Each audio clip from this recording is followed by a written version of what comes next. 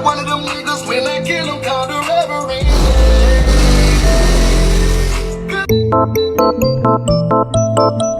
Huh? Huh?